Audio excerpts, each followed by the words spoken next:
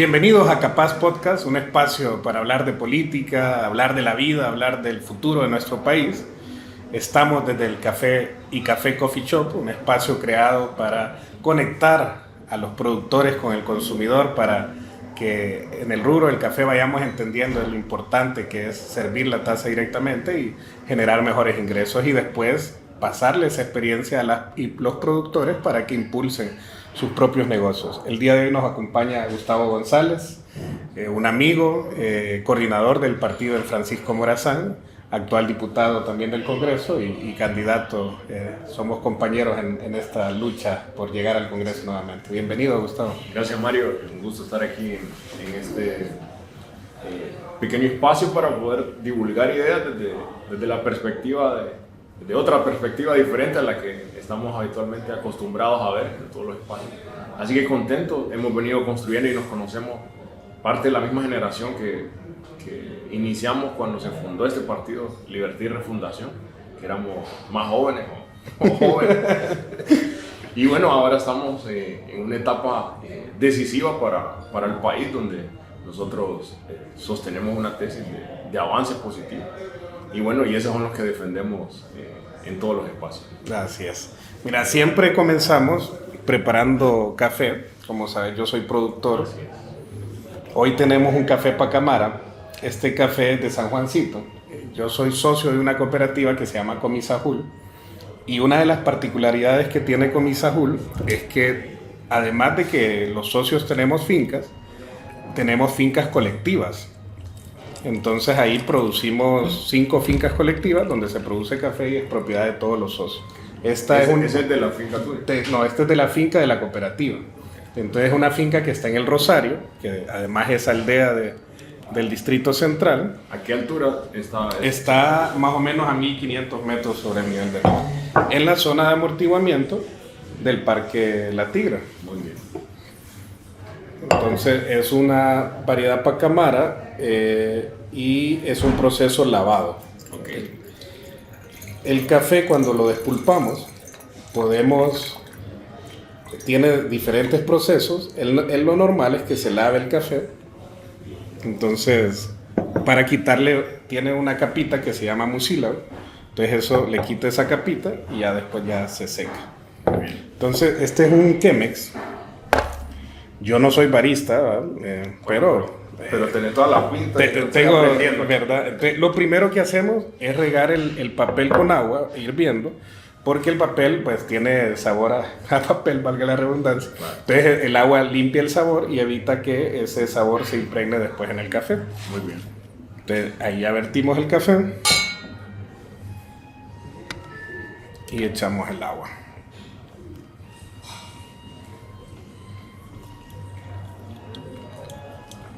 ¿Y hay gente que todos los días hace ese proceso o no es tan común?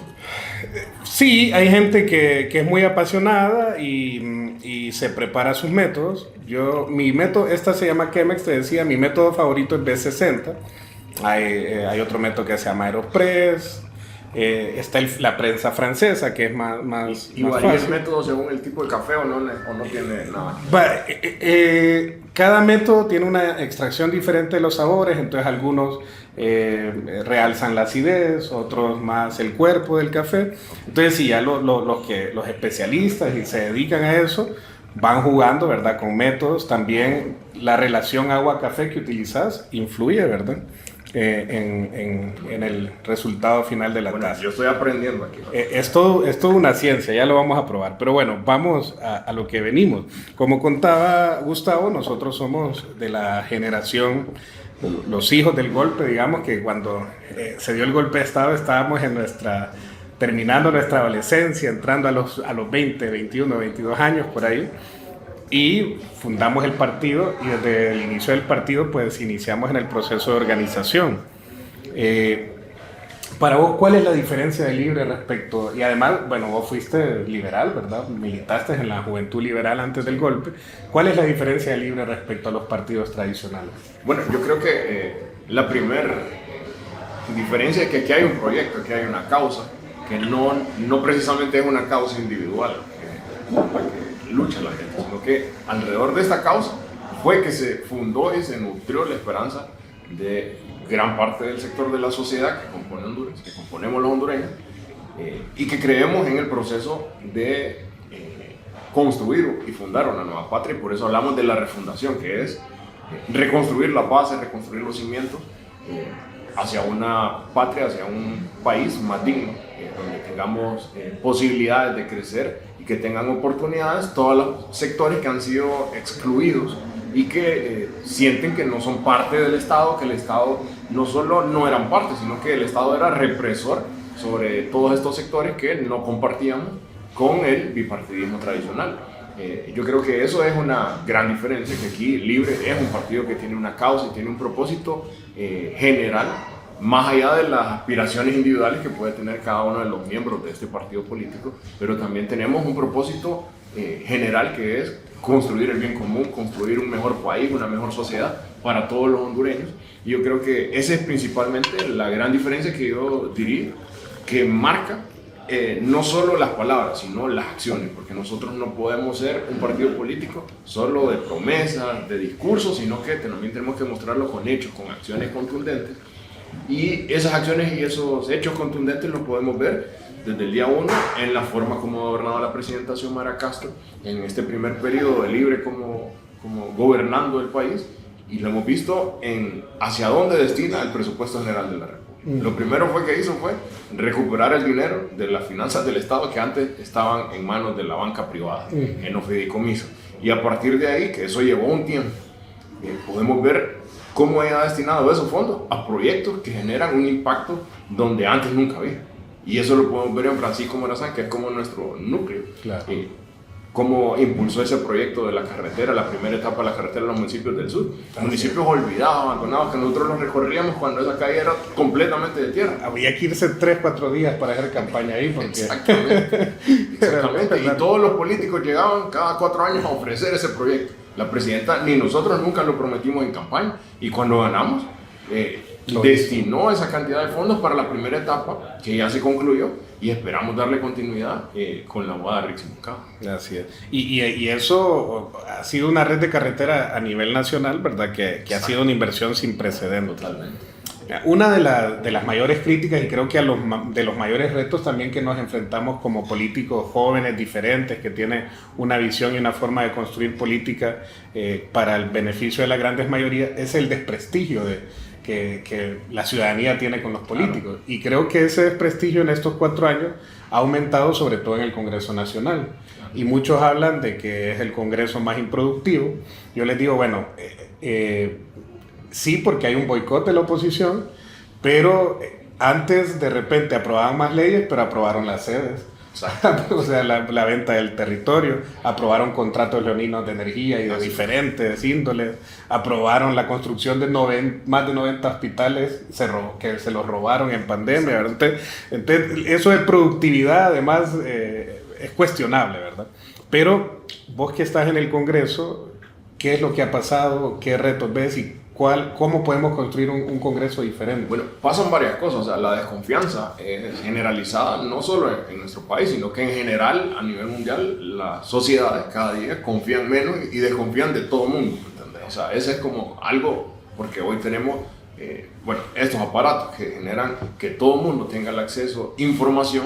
No necesariamente la información es veraz, o porque muchas veces son noticias falsas, sí, claro. Pero la gente lo primero que mira se deja llevar. Entonces eso también es un factor que incide. Pero si ya lo analizamos aquí en nuestra sociedad, es natural que mucha gente tenga como un poco de desconfianza. Había también una sobreexpectativa de lo que significaba que Libre y la presidenta Xiomara asumiera el poder o la responsabilidad de gobernar, porque creían de que como que si todo como una varita mágica íbamos a cambiar lo que estaba mal, que todos estábamos conscientes que estaba mal, y por eso la votación fue masiva, porque fue un gran grado de confianza que la gente depositó en la presidenta Xiomara. Pero todo es un proceso, pues. O sea, Roma no se construye en un día, como se dice. Entonces, ha venido un proceso, y yo creo que también ha jugado un papel fundamental que no podemos desconocer. Todos los medios de comunicación, los errores los maximizan del gobierno y los aciertos los invisibilizan. Entonces, también ahí tenemos otra situación. Si ya lo vemos específicamente en lo que sucede en el Congreso Nacional, pues tenemos un Congreso Nacional que el presidente del Congreso, Luis Redondo, ha sido el presidente del Congreso más austero, que más ha ahorrado recursos, pero para todos los medios tradicionales es un mal presidente del Congreso porque no ha funcionado bajo la dinámica tradicional. Entonces, y nadie le aplaude eso. Nadie, más bien es el presidente del Congreso más atacado. Y si lo vemos como desde el inicio, bueno, podemos recordar cómo el inicio del Congreso, ni siquiera habíamos entrado al gobierno y había empezado el boicot. Cuando el bipartidismo tradicional trató de robar el Congreso y la voluntad en aquel momento del mismo Salvador Nasralla, porque con él se hizo un acuerdo público. Claro. Y él ahora terminó unido con esos mismos sectores que al inicio del gobierno boicotearon el proceso. Claro. Entonces, ¿qué te puedo decir yo de esa experiencia en el Congreso Nacional? Bueno, ahí se mira representado los sectores que no son diputados, pero que operan por medio de sus diputados. Y yo creo que eso lo hemos podido ver en muchos proyectos de ley, como la derogación de las sedes, que ahí vimos quienes de verdad representaban el interés del país y de las mayorías, y quienes representaban estos sectores. Hay muchos casos cuando muchas leyes que se fueron derogando al inicio del gobierno, como la ley de secreto, muchos diputados votaron en contra y no nos acompañaron en ese proceso precisamente porque ellos representaban esos intereses tradicionales que son los que operan y que son como el poder oscuro que opera y que nadie lo mira. Y yo creo que ha sido una experiencia también, te puedo decir yo, como si reflexionamos, creo que los métodos de protocolo que tiene la ley orgánica del Congreso Nacional son un poco desfasados en el tiempo y te hacen perder a veces mucho tiempo en cosas que hoy el mundo va dinámico, o sea, y tenemos que reflexionar sobre esa forma de aprobación de las leyes, que no estoy diciendo que se aprueben simplemente a matacaballo, pero hay cosas que se repiten y se repiten y se repiten.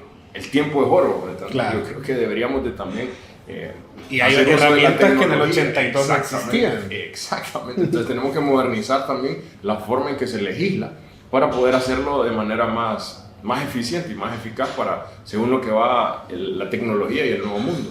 Y hay otra reflexión que la comparto con lo que vos decías, de qué le servía a la gente en el Congreso pasado que aprobaban un montón de leyes, un montón de decretos, de cosas que más bien afectaban al pueblo. Entonces, ¿qué es lo que no se ha prestado a este Congreso Nacional para aprobar? Ahí no se ha aprobado un tan solo paquetazo de impuestos. En ninguno de estos 3 años y meses que llevamos de gobierno, no se ha aprobado un tan solo paquetazo de impuestos, contrario a lo que pasaba antes, que esos eran golpes al pueblo los que se aprobaban en ese Congreso Nacional. En este Congreso Nacional eso no ha sucedido, y tampoco ha sucedido que se han aprobado concesiones para pequeños grupos que le daban recursos naturales de nuestro país a pequeños grupos empresariales para que ellos los explotaran, y los pobladores y los vecinos y el Estado y el país partían sin novedad. Claro. Nada de eso ha ocurrido. Entonces yo creo que hay muchas cosas positivas que se han dado, y yo creo que este Congreso Nacional está hoy parado precisamente por el boicot. O sea, nosotros no tenemos mayoría en el Congreso Nacional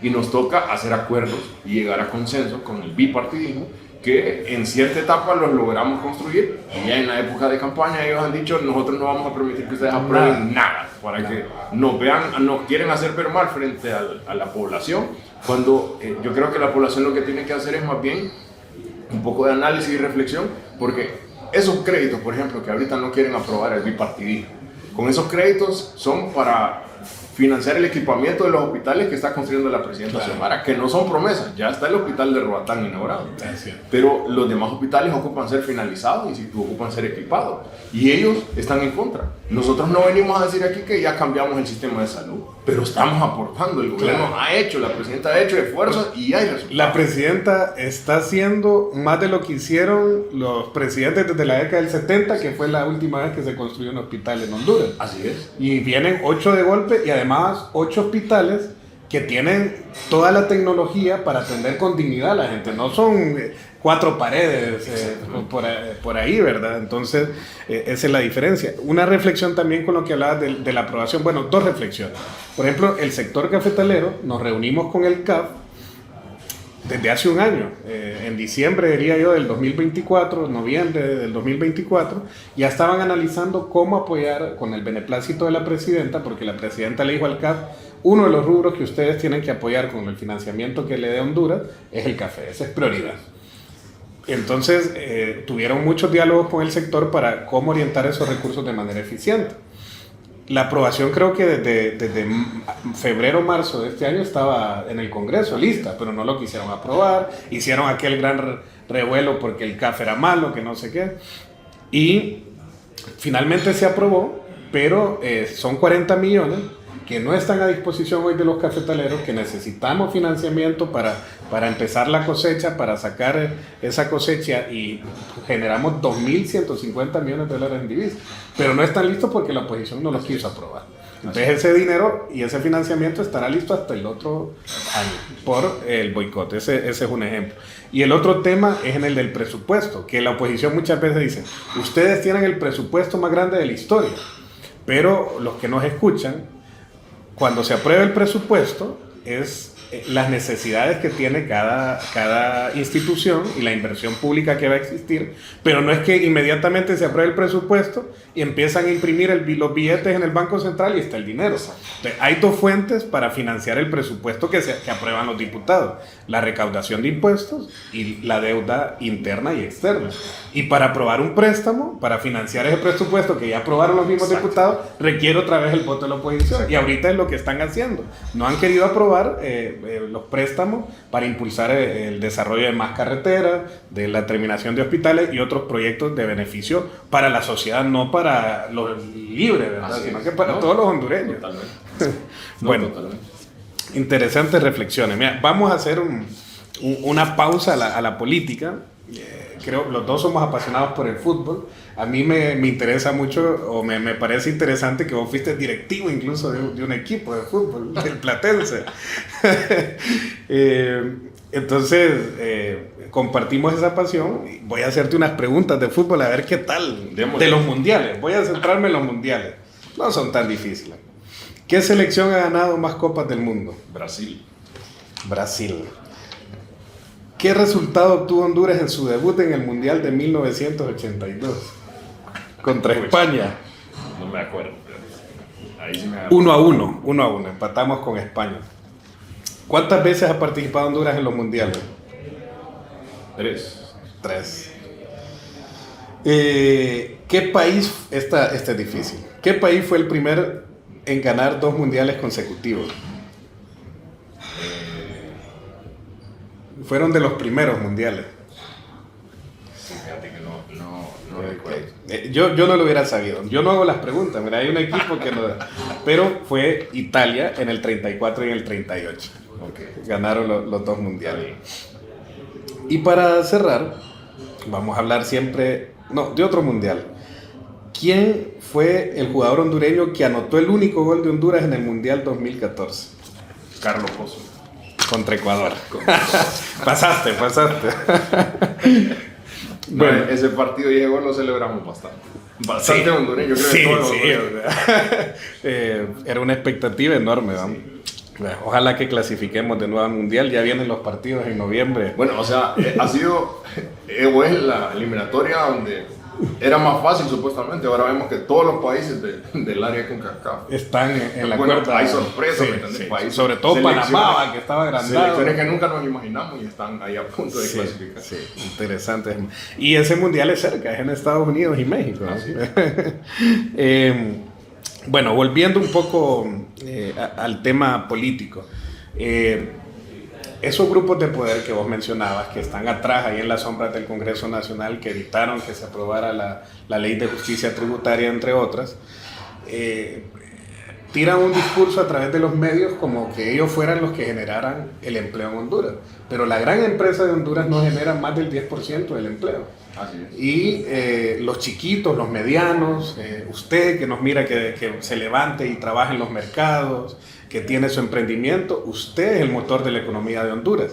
Y uno de los temas que se enfoca Rixi, y vos también como candidato tenés varias propuestas, es justamente en cómo desarrollar a las MIPYME y cómo llegar al acceso al crédito. Platicanos un poco de esa visión. Eso que estás diciendo es absolutamente real. El 70% de nuestra economía la mueven los micros y los pequeños emprendedores que tienen su pequeño negocio, ya sea de comida, ya sea de los diferentes rubros. Aquí en el Distrito Central, en Tegucigalpa, hay un montón de salones de belleza, barberías. Son pequeños emprendimientos que hace la gente, esfuerzos por lograr, bueno, dan empleo, también crean empleo, claro, y producen un poco de utilidades. Y tienen cero apoyo. O sea, imagínate que 1 de cada 5 logra acceso al crédito. O sea, estamos absolutamente mal porque las reglas actuales con las que se juega la economía están en contra de los que más se esfuerzan. O sea, la gente que más se esfuerza recibe ningún tipo de apoyo por parte del sistema financiero, porque cuando alguien que quiere poner su negocio, su pequeño emprendimiento va, no recibe ningún apoyo porque te piden miles de requisitos, te piden hasta la casa, tenés que dar, hasta el perro la gente le piden para ir a conseguir un crédito. La mayor parte de gente ni siquiera tiene una casa, ¿entiendes? Sino que lo que quiere es como buscar un pequeño emprendimiento, un pequeño negocio para poder trascender, y hemos visto que no reciben apoyo. Y si somos autocríticos, la burocracia histórica también es parte del problema, porque hay dificultades para sacar los permisos. O sea, hay miles de trabas. Yo creo que eso es lo que nosotros tenemos que hablar, y de eso a esa gente, si ellos son los que mueven la economía, la mayor parte de la economía en nuestro país, es a ese sector que tenemos que ayudar a respaldar para hacerle la carga más liviana y poder generar de esta manera. Imagínate si en vez de uno que tiene acceso hoy al crédito, tuvieran dos, o sea, 2 de cada 5, ya duplicaríamos la cantidad de empleos. Claro. Solo con eso, dinamizamos la economía. Entonces ya hay mucha gente que ya saldría, ya tendría mejores condiciones, empezaría a vivir con más dignidad, y yo creo que eso se miraría. Y yo creo que la abogada Rixi Moncada ha sido bastante categórica en sus propuestas, ha hablado precisamente de todos estos problemas que tenemos con la banca, porque la banca, yo estoy de acuerdo que cumpla un fin comercial, mercantil, pero también si la banca, el sistema financiero, es parte de la sociedad, así como son los campesinos, los obreros, todos los microempresarios, ellos también tienen que cumplir un rol en la sociedad. Y además que la banca se financia con el ahorro de los hondureños. No solo es el capital de los dueños del banco. Exactamente, o sea, el banco no presta el dinero de ellos, porque el banco, el dinero de los accionistas simplemente sirve como reserva, pero la banca trabaja con el dinero de todos los demás, o sea, de todos los que ahorramos en un banco. ¿Y cómo es posible que ese dinero que ahorra, que todos los hondureños aportamos a un banco, lo utilizan solo para beneficio de pequeños grupos? Entonces, ¿y cómo hacemos una banca que funcione para los que no tienen y lo que buscan es una oportunidad? Eso es lo que buscan la mayor parte de hondureños, una oportunidad. Y bueno, lo hemos visto, hemos ido a muchos barrios y colonias y a municipios, por ejemplo, el municipio de Marali, ahí casi no hay jóvenes, porque el joven busca emigrar, porque aquí no encuentra una oportunidad y le toca ir a trabajar allá de lo que sea para buscar una oportunidad. O sea, si aquí le damos oportunidad a los jóvenes, aquí estarían trabajando, aquí estarían luchando, porque decir de que el hondureño es pobre porque quiere, esa es la tesis más absurda, más ridícula y más falsa que hay para tratar de crear un estigma. Y entonces ya la gente dice, bueno, es que no podemos salir adelante porque no podemos. O sea, aquí la gente es pobre porque el sistema no da oportunidades para salir adelante. Si el sistema da oportunidades, por ejemplo, ¿qué está haciendo la presidenta? Reconstruyendo los centros educativos públicos, que habían 12,000 destruidos porque nunca les interesó de que nuestros niños y nuestras niñas tuvieran una atención en unas instalaciones adecuadas. Así es. Eso es algo que está enfocado a tener un gobierno visión a largo plazo. Pero estamos de acuerdo que no solo es la instalación física, ahora hay que hablar ya del sistema educativo, del sistema de qué es lo que le vamos a enseñar a nuestros niños y a nuestras niñas. No podemos estarle enseñando, si el mundo avanzó en los últimos 40, 50 años, no podemos estarle enseñando cosas que ya no le van a servir de nada al niño. O sea, nosotros tenemos que enseñar práctico, ¿entendés? Hacer una... Y teniendo las herramientas, porque fíjate que yo te voy a dar el ejemplo de mi comunidad en San Juancito. El bachillerato en San Juancito era un bachillerato agrícola. Entonces, pues somos un pueblo agrícola, pero en el gobierno de Jo pasó a ser un bachillerato técnico en computación. O sea, que todos los jóvenes deberían de aprender computación, pero no habían computadoras. Entonces, y aprendían en unas computadoras obsoletas, viejísimas. Entonces, les quitas las herramientas para lo que pueden trabajar en su espacio, en su comunidad. y querés meter otra carrera sin hacer las reformas los cambios físicos que también requieren para aprender computación. O sea, entonces hay que tener también una orientación de que los jóvenes tengan herramientas para buenas bases, pero que les sirva para trabajar también al salir del colegio, porque la realidad es que la mayoría de familias necesitan trabajar, ¿verdad? Para tener ingresos, ¿no? No, totalmente. Y yo creo que ninguna sociedad puede tener esperanzas de futuro si no tiene educación y salud. Y han sido dos pilares del gobierno. Y a la par le agregamos infraestructura, pero si nos enfocamos en salud, hay resultados en salud. Bueno, aquí hay un oftalmocentro que gratuito para la gente. Por ejemplo, se ocupa una cirugía de catarata. Ahí está un centro oftalmológico aquí en Tegucigalpa, hay otro en San Pedro Sula y entiendo que hay otro en Santa Bárbara y Olancho ya se inauguró. O sea, imagínate 4 centros, 4 espacios que brindan oportunidades solo en el tema oftalmológico, que para la gente ciudadana común que tiene esa necesidad es carísimo. Y muchos hondureños, para tratarse temas de los ojos, iban a El Salvador y a Nicaragua.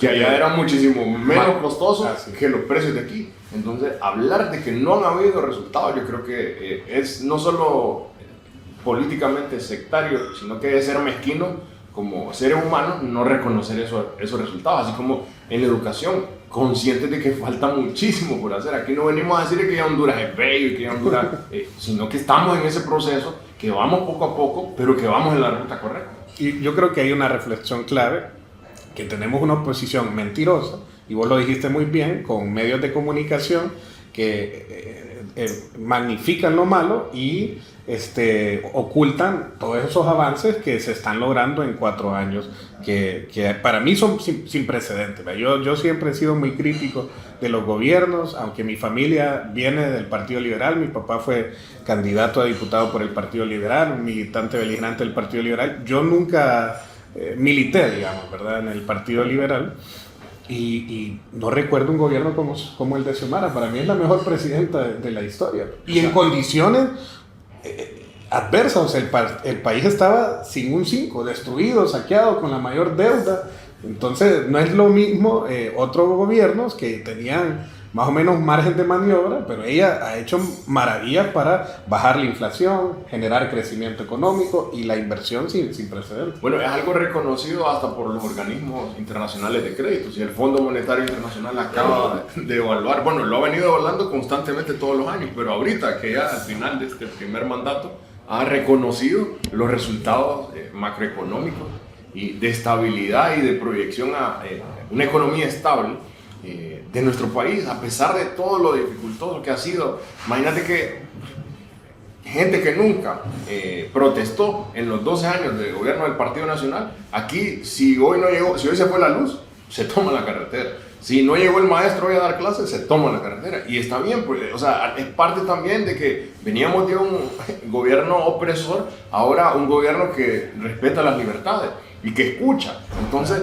cuando se toma una carretera porque hay baches, está bien porque la gente exija, pero ¿por qué no se han arreglado? Porque no hay dinero, no hay recursos, no es porque no se quiere. Claro. Y a pesar de eso han hecho enormes esfuerzos, y si hay algo que le podemos reconocer a la presidenta Xiomara y a este gobierno es que está construyendo los cimientos y la base sólida para continuar con la refundación, para que continuemos con los proyectos. Imagínate cuántos años venimos escuchando ese proyecto de La Barca a La Ceiba. Sí. Es un proyecto que concesionaron esa carretera. De ahí el mismo modelo fracasó y no pudieron hacerlo funcionar. ¿Y qué hizo la presidenta? Buscó alternativas y ya encontró. Y ahí están parados en el Congreso. No quieren aprobar tampoco ese proyecto, igual que el del NACO. Claro. O sea, y los candidatos de oposición lo prometen en su campaña. Exactamente. Ya está listo. O sea, son las cosas ilógicas y que el pueblo a veces no se da cuenta, y por eso estos espacios sirven para poder informar y para poder comunicar la verdad que la gente la desconoce porque los medios la callan y los medios la tergiversan. Así es. Bueno, vamos a traer un poco a la parte personal de Gustavo. Contanos o recomendanos una película. Una película. Pucha, fíjate. No da tiempo de ver muchas películas en campaña. Yo no recuerdo cuándo vi la última película. Pero, bueno, a mí me gustaban las de Batman, fíjate. Todas las de Batman me han gustado. Y lo miraba chiquito cuando eran como más muñecos, y ahora cuando ya Ok, bueno, una de las insignias es la de Batman con el Guasón, el Heath Ledger, antes de que muriera. Muy buena, por ejemplo. Sí.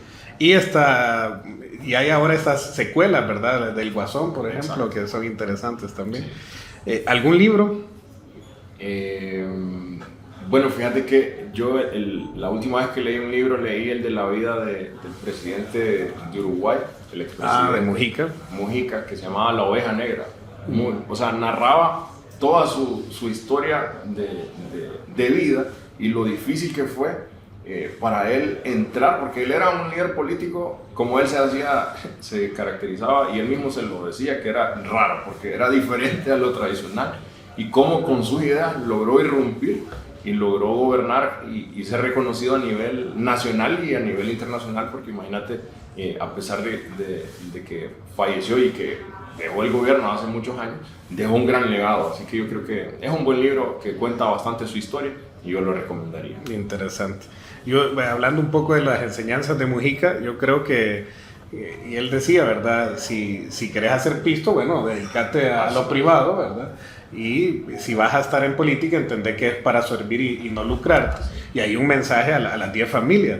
Ustedes, además de que son empresarios mediocres porque han hecho su riqueza, como por ejemplo Papi a la Orden, que su riqueza es con contratos, en la mayoría con la alcaldía o con el Estado, y no son eficientes, no son disruptivos, no están innovando, no están produciendo cosas nuevas y han acumulado grandes capitales. Entonces, el llamado, el que quiera ser empresario, está bien, hay que más bien, nosotros estamos de acuerdo y vamos desde el Congreso a impulsar políticas para acceso al financiamiento, asistencia técnica, para que haya un mercado justo, pero háganlo bien y dedicándose a lo suyo y no comprando después a políticos para favorecerles con leyes o con contratos. Y fíjate que justo ahora en temprano miraba una noticia de que una maquila que se dedicaba a hacer algunos productos textiles, camisetas, está cerrando operaciones a finales de año.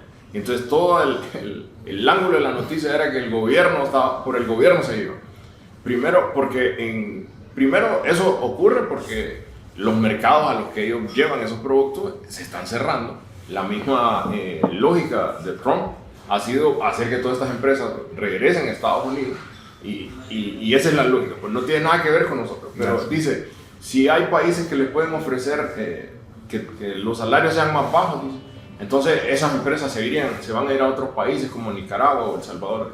O sea, imagínate esa reflexión. Quieren que gane menos la gente todavía. O sea, ya gana, no ajusta con el salario mínimo. Con el salario mínimo actual, nadie ajusta para sobrevivir. De ahí nadie puede pagar un alquiler. No hablamos de comprar una casa, sino pagar un alquiler, el transporte y la comida. No ajusta para la salud y no ajusta para una educación privada, solo para educación pública. Entonces, con el salario que hay. Y vienen estos tipos de personajes hablar de que si lograran obtener un salario más bajo, entonces las empresas se quedarían porque entonces serían más competitivas. O sea, ¿qué sentido tiene eso? O sea, ¿qué lógica? Y esa es la reflexión que yo le hago al pueblo hondureño. Aquí se trata de que mejoremos. Si aquí nadie está dispuesto a pagar el salario que se corresponde para que un individuo, un hondureño, una hondureña pueda salir adelante y pueda vivir con dignidad, ¿quién quiere trabajar solo para que lo vean? Nadie quiere trabajar solo para que lo vean. ¿Entendés? La lucha es mejorar las condiciones. Exacto. Y apostarle a rubros, porque yo te pongo el ejemplo de las minerías. Yo sé que hacen cientos de millones de lempiras en riqueza los dueños de las empresas mineras que son concesionadas por el gobierno, pero aquí dejan, más o menos la estadística es 200 a 300 millones anuales de dólares en divisas, ¿verdad? La minería. Y el café, 2.100 millones de dólares en divisas. Somos 100.000 productores de café, más de 1 millón de empleos. Entonces hay que apostarle a rubros que democraticen esos ingresos, pero aspirando a tener mejores condiciones. Y hay países que han explotado la minería, pero crece el país, claro. No crece solo el dueño de la... Entonces esos son los problemas aquí. Te explotan los recursos naturales, la comunidad queda empobrecida, queda sin recursos naturales y el que le extrajo saca gran utilidad de recursos económicos. Yo creo que ese rubro que vos decís, imagínate, son más de 2.000 millones de dólares al año que mueve la economía. O sea, ese trabajo y ese esfuerzo es lo que debemos de acompañar. Pero ¿qué pasa?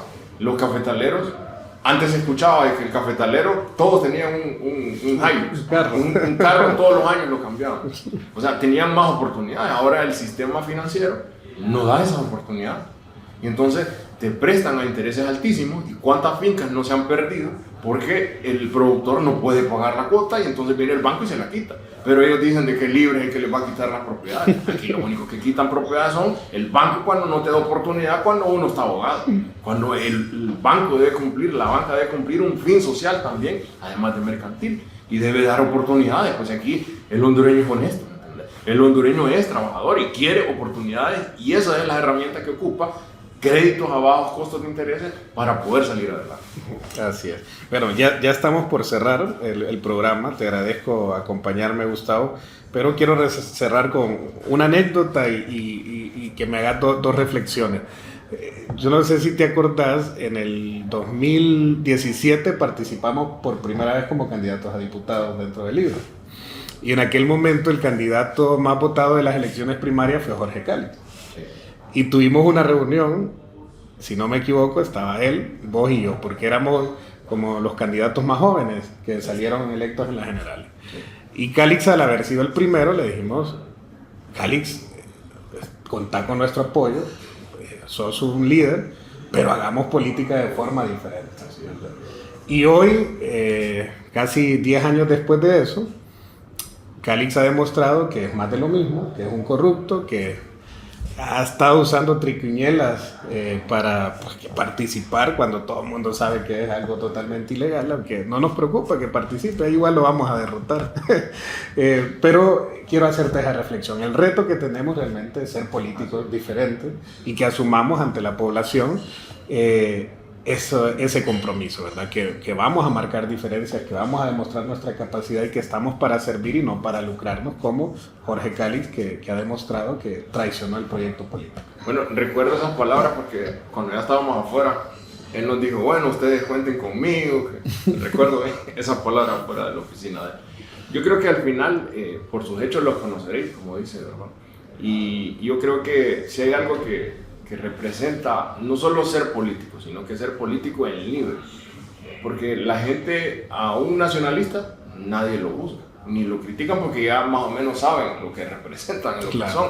A un liberal exactamente lo mismo. Pero la gente de libre espera más, porque tiene más expectativa. Entonces a nosotros nos toca hacer un enorme esfuerzo, tener bastante responsabilidad del espacio donde estamos y tratar de convertir lo que hemos predicado con acción, con el actuar, con los hechos. Y yo creo que ese es como el enorme esfuerzo que debemos de hacer, que nuestras palabras vayan acompañadas de nuestras acciones y de nuestro comportamiento y nuestra conducta. Y yo creo que es como el compromiso que debemos de asumir, y yo creo que especialmente el resto de toda esta planilla que conformamos, la planilla de Francisco Morazán de Libre, hay de todos los rubros, de todos los tipos, de todas las edades también. Yo creo que ese es como el espíritu que debemos de acompañar un proyecto que es una causa que nos une a todos, que es construir el bien común, como lo dijo la presidenta Xiomara hace unos días que estuvimos acompañándola en una inauguración de los tantos del proyecto que hizo aquí en Francisco Morazán, buscar la justicia social, buscar que los que no tienen oportunidades hoy tengan oportunidades, sean escuchados esas voces, y que las reglas que son injustas, con las que hemos venido tratando de sobrevivir la mayor parte de la sociedad, cambiémoslas y que lleguemos a reglas justas, a un entendimiento donde Honduras no solo es de los que tienen y los que pueden todo. Ellos ya tienen cómo defenderse, pero el resto de los hondureños no tenemos esa posibilidad. Entonces es construir herramientas, construir un entendimiento, construir leyes, una mecánica y una forma de que Honduras sea para todos y que todos tengamos oportunidades. Y ese es el compromiso que hemos asumido a título personal y a título de toda la planilla, de que podamos hacer que nuestra conducta vaya de la mano con lo que hemos venido predicando, con lo que predica nuestro partido y los principios. Yo creo que no tengo ninguna duda de que vamos en esa ruta y que no podemos alejarnos del camino que ya está marcado. Así es. Bueno, para cerrar, describí a Rixi en 3 palabras. Valiente, una mujer valiente, una mujer capaz y una mujer transparente. ¿Cómo te imaginas a Honduras después de los 4 años de gobierno de Rixi? Yo creo que donde vamos a ver todavía un mayor despegue de los resultados va a ser en el gobierno de Rixi, porque la presidenta Xiomara no le está heredando el desastre que nosotros heredamos del presidente, ¿va? Que está preso en Nueva York precisamente porque no hizo las cosas bien. Entonces, la presidenta Xiomara está dejando primero unas finanzas sólidas, unas finanzas sanas, y yo creo que eso va a hacer que el gobierno de la abogada Rixi, inmediatamente el 27 de enero, que Dios asume primero la voluntad del pueblo y la voluntad de Dios, inmediatamente ya tiene para poder empezar y continuar primero los proyectos que ya están avanzados. La misma visión que está en base a gobernar para las mayorías, y yo creo que vamos a ver muchísimos más resultados, más rápido, porque no tuvimos que esperar 1 año y medio para lograr que la presidenta ordenara primero la mesa y el desastre de las finanzas que habían quedado. Ya las finanzas están ordenadas. Hay confianza de los organismos de crédito, entonces yo no creo que vamos a tener ese traslado primero, porque la abogada Rixi fue parte del gobierno y ella comparte al pleno la visión. Así que yo no tengo ninguna duda que la refundación se va a poder llegar y se va a poder acercar a cambiar la vida de las personas de manera más corta. Vamos a poder lograr ver un país que también la abogada Rixi ha dicho: yo quiero apoyar a una empresa privada honesta.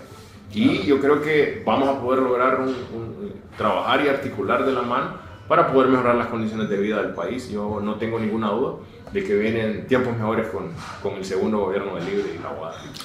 Gracias, Gustavo. Igual aprovechar para pedirles todito libre, ¿verdad? Hay que votar en plancha porque la opción está aquí. Entonces, votar por Rixi Moncada, los alcaldes de Libre en el departamento de Francisco Morazán a nivel nacional y de la 24 a la 46. Gracias por acompañarnos, Mario. Y reconocer también todo el esfuerzo tuyo en este caso, porque ha sido una pieza que en esta misma generación que hemos venido construyendo, que ha sido leal y siempre cercano a la gente, que representamos un rubro que estamos claros que es súper importante, como es el café para la economía del país y para más de 100,000 personas que viven de este rubro. Así que no tengo ninguna duda de que va a representar bien el Congreso Nacional primero al Libre y al resto de los compatriotas, y especialmente a la gente del rubro del café. Así que gracias, Gustavo. Ahí nos vamos a encontrar en ese congreso y bueno, a votar el 30 de noviembre todito Libre. Nos vemos en el próximo programa.